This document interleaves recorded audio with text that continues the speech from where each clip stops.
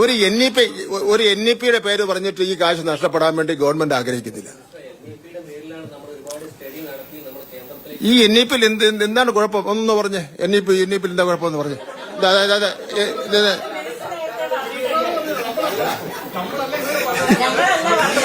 ഞാൻ എന്റെ അഭിപ്രായം മാറ്റി.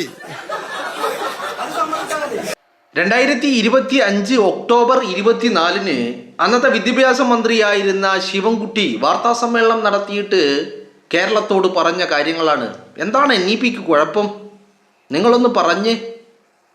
അപ്പം തിരിച്ച് പത്രക്കാർ ചോദിക്കുക, താങ്കൾ അന്ന് അങ്ങനെ പറഞ്ഞിരുന്നല്ലോ, താങ്കൾ അന്ന് ഇങ്ങനെ പറഞ്ഞിരുന്നല്ലോ. അതൊക്കെ ഞാൻ മാറ്റി, എൻ്റെ നിലപാടൊക്കെ ഞാൻ മാറ്റി, NEP-ക്ക് ഒരു കുഴപ്പമില്ല. അതേ ഒക്ടോബർ 17 തലയിൽ മുണ്ടിട്ട് പോയി ഒപ്പിട്ട് വന്നിട്ട് അവിടെ നിന്നുള്ള പണവും വാങ്ങി നക്കിയിട്ട്, നിങ്ങളൊന്ന് ആലോചിക്കണം. കഴിഞ്ഞ ദിവസം ഈ പറയുന്ന തിരുവനന്തപുരത്ത് ഒരു സ്കൂള് ഇടിഞ്ഞു പൊളിഞ്ഞ് താഴെ വീണിരുന്നു.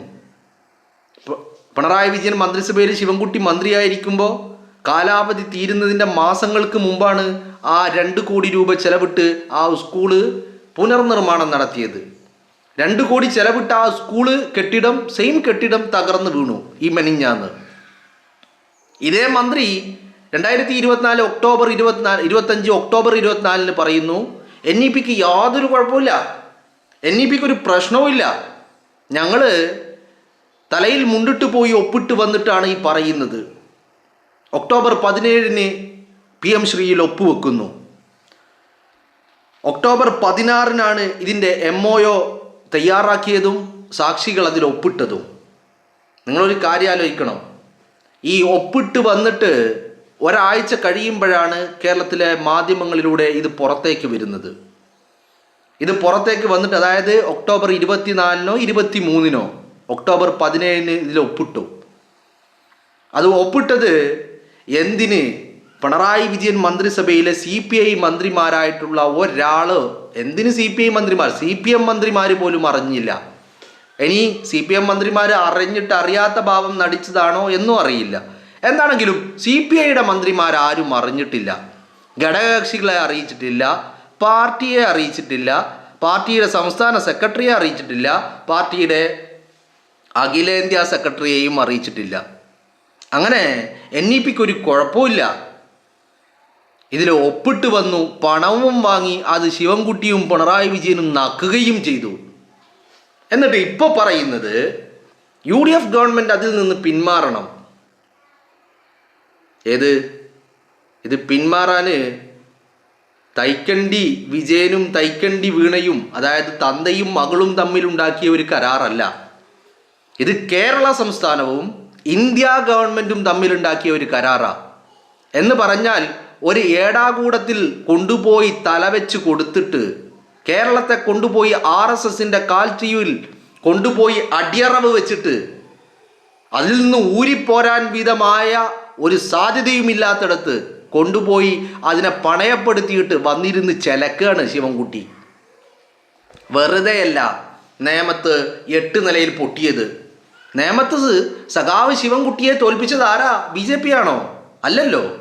നേമത്ത് സഖാവ് ശിവൻകുട്ടി എന്ന് പറയുന്ന ക്രിമിനൽ സഖാവിനെ തോൽപ്പിച്ചത് ആരാ? ഈ ചങ്ങാതിനെയൊക്കെ കേരളത്തിൻ്റെ വിദ്യാഭ്യാസ മന്ത്രിയായിരുന്നു എന്ന് വരും കാലങ്ങളിൽ പറയേണ്ട ഒരു നാണക്കേട് അത് കേരളത്തിനുണ്ടായി എന്നുള്ളതാ.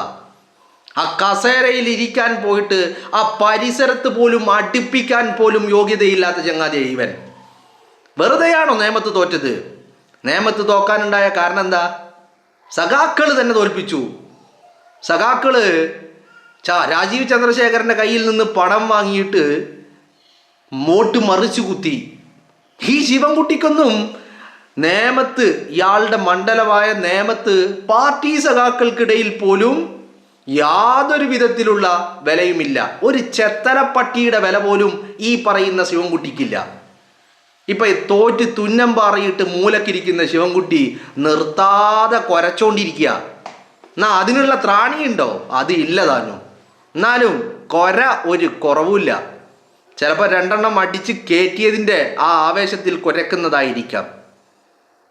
കേരളത്തിൻ്റെ പൊതുവിദ്യാഭ്യാസത്തെ RSSന് കാൽ കീഴിൽ കൊണ്ടുപോയി ഒരിക്കലും കുരുക്കഴിക്കാൻ കഴിയാത്ത ഒരു പദ്ധതിയിൽ കൊണ്ടുപോയി തല വെച്ച് കൊടുത്ത് വന്നിട്ട് ഇങ്ങനെ ചെലച്ചോണ്ടിരിക്കുക. നിങ്ങളൊന്ന് ആലോചിച്ച് നോക്കണം. ഒപ്പിട്ടത് ഈ ശിവൻകുട്ടി, ഒപ്പിട്ടത് രാത്രിക്ക് രാത്രി തലയിൽ മുണ്ടിട്ട് പോയി ഒപ്പിട്ടത് ശിവൻകുട്ടി. എന്നിട്ട് ശിവൻകുട്ടി അന്ന് വാർത്താ സമ്മേളനം നടത്തിയിട്ട് പറയാണ്, ഈ NEPക്ക് ഒരു കുഴപ്പമില്ല. ആ മനുഷ്യൻ ഇപ്പോൾ കുരച്ചോണ്ടിരിക്കുക. നിങ്ങളൊന്ന് ആലോചിച്ച് നോക്ക് എങ്ങോട്ടാണ് പോകുന്നത് എന്ന് പറഞ്ഞാൽ യാതൊരു വിധത്തിലുള്ള ഒരു മര്യാദയും ഒരു മാന്യതയും ഒരു ആത്മാർത്ഥതയും ഒന്നും തന്നെ ഇവറ്റുകൾക്കില്ലെന്നേ. ആരോടെങ്കിലും എന്തെങ്കിലും രീതിയിൽ ഒരു അക്കൗണ്ടബിലിറ്റി, ഒരു റെസ്പോൺസിബിലിറ്റി, അറ്റ്ലീസ്റ്റ് പാർട്ടിയോടെങ്കിലും. 7 അയലത്തൂടെ പോയിട്ടില്ല.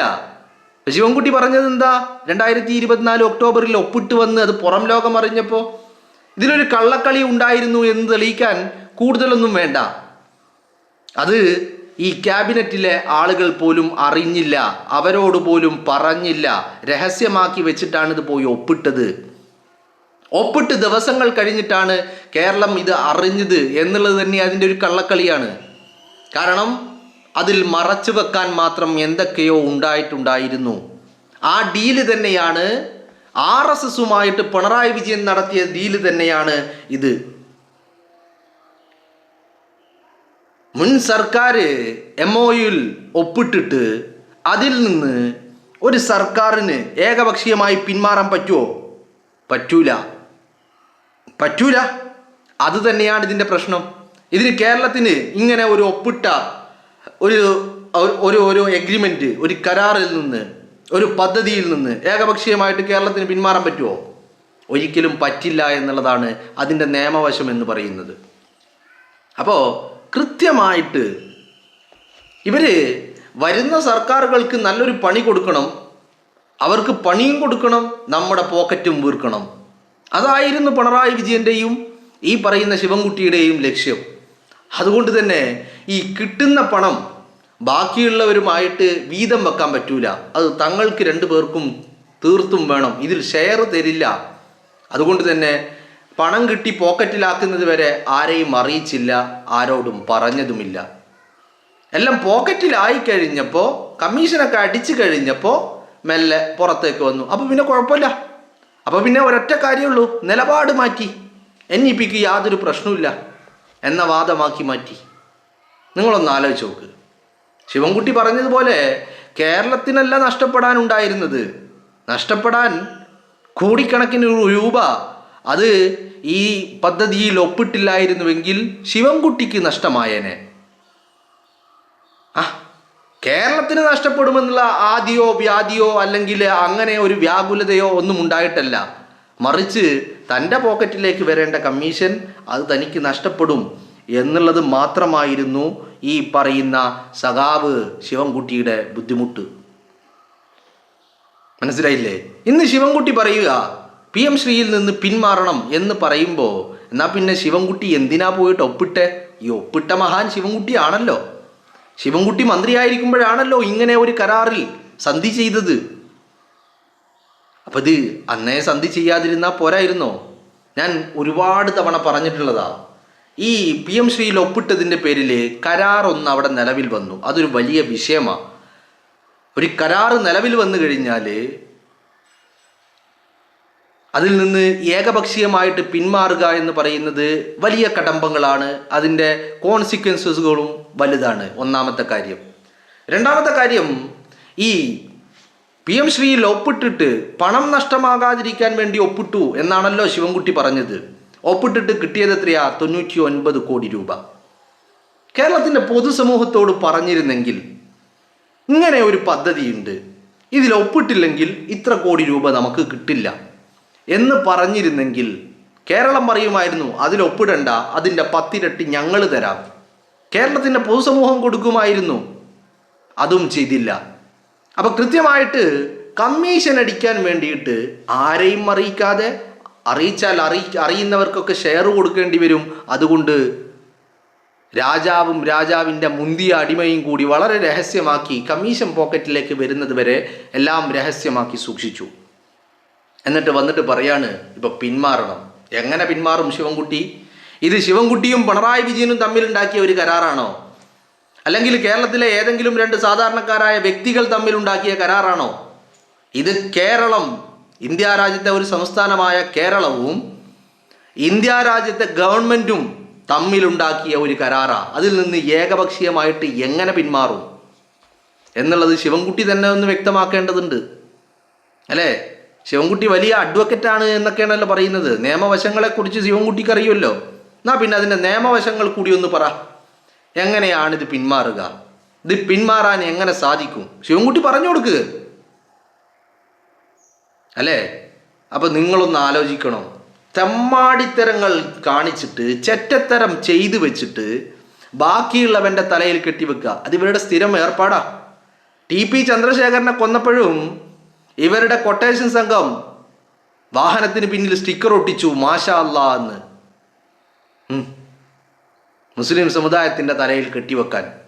ഫസലിനെ കൊന്നപ്പോൾ ഇവരുടെ നിലവിലെ MLA, തലശ്ശേരിയിലെ MLA കാരായി രാജൻ, ഫസലിൻ്റെ രക്തക്കറ പുരണ്ട ടവലെടുത്ത് കൊണ്ടുപോയിട്ടത് മറ്റൊരു ആരാധനാലയത്തിൻ്റെ മുന്നിൽ. എന്തിനാ? സാമൂഹ്യ കലാപം ഉണ്ടാക്കാൻ, സാമുദായിക സ്പർദ്ധ വളർത്താൻ.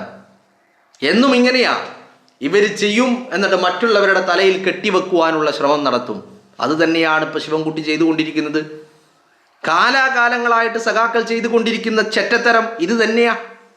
എന്തൊക്കെ ചെയ്താലും ചെയ്തു കഴിഞ്ഞിട്ട് മറ്റുള്ളവൻ്റെ തലയിൽ കെട്ടിവെക്കുക എന്നുള്ളത് ഇവരുടെ സ്ഥിരം ഏർപ്പാടാണ്.